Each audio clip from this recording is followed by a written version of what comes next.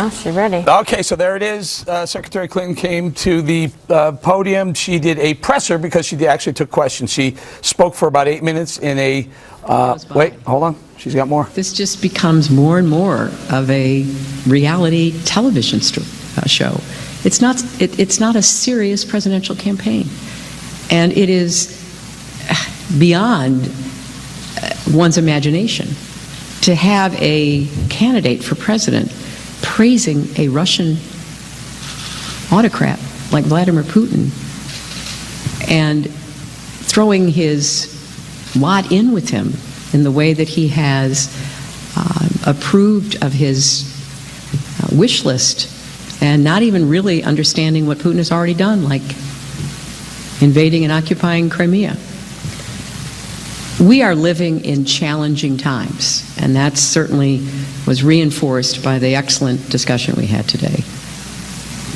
No one who wants to assume the responsibility of being president and commander-in-chief should be making the kind of reckless and dangerous statements and identifying with a regime that has some aggressive tendencies toward our interests, our values, our friends and allies.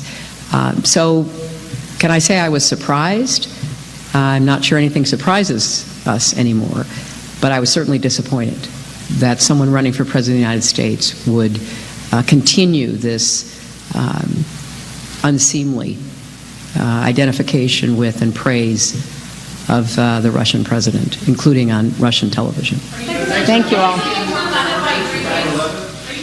All right, I was going to say she spoke for 8 minutes and took 4 questions. Apparently, as she was leaving, some reporter threw a question at her about Donald Trump, so she turned around, she came back to the podium, addressed what she thought about her thoughts on Donald Trump and Russia. So make that 5 questions.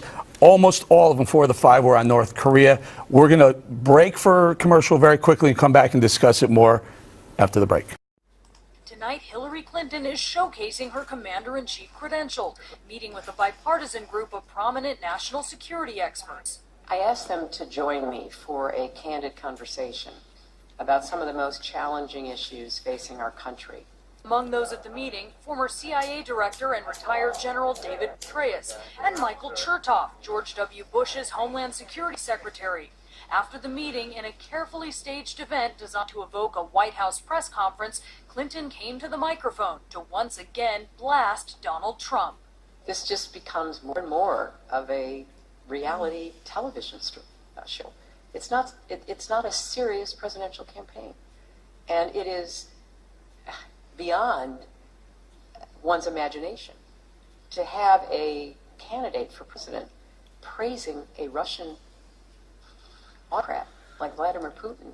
But with North Korea's test of yet another nuclear weapon, Clinton is also in a political bind. Trump saying earlier today it's evidence her time as Secretary of State was a failure.